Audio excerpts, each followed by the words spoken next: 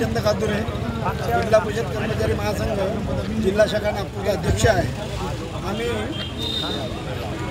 1 August रोजी काळ्या फिती लावून काम केलेलं होतं आणि 9 तारखेला 9 ऑगस्ट रोजी धरणे कार्यक्रम केला होता मधल्यासाठी 1 तासाचा।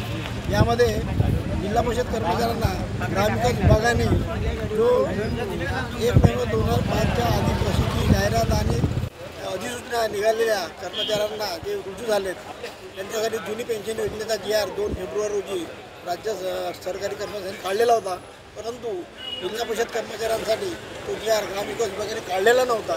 त्यामुळे 9 तारखेला आम्ही धरणे आंदोलन केले होते आणि सरकारला आम्ही नोटीस दिली होती सरकारी शिक्षक समन्वय समितीच्या मार्फत 29 तारखेला आम्ही बेमुदत संपावर जाऊ। त्याआधीच सरकारने आम्हाला बोलणीसाठी 27 तारखेला बोलवलं आणि त्या बोलणीमध्ये त्यांनी सांगितलं का तुम्ही संप करू नका, आम्ही तुमच्या मागण्यांसाठी 4 तारखेमध्ये वेळ द्या, आम्ही तुमच्या मागण्या पूर्ण करू।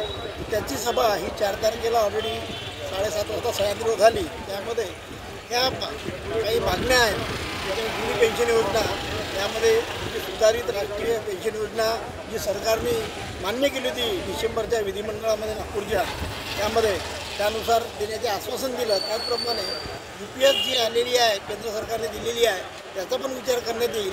याच्यावर पॉझिटिव्ह अशा चर्चा झाल्यात, त्यामुळे या विषयाचा संप आम्ही मागे घेतलेला आहे आणि सरकारने आश्वासन दिलं की 15 दिवसामध्ये GR आम्ही काढू। त्यामुळे आज ही विजय सभा या ठिकाणी आम्ही साजरी करत आहोत। मी जिल्हा परिषद कर्मचारी महासंघाचा अध्यक्ष गोपीचंद कादुरे।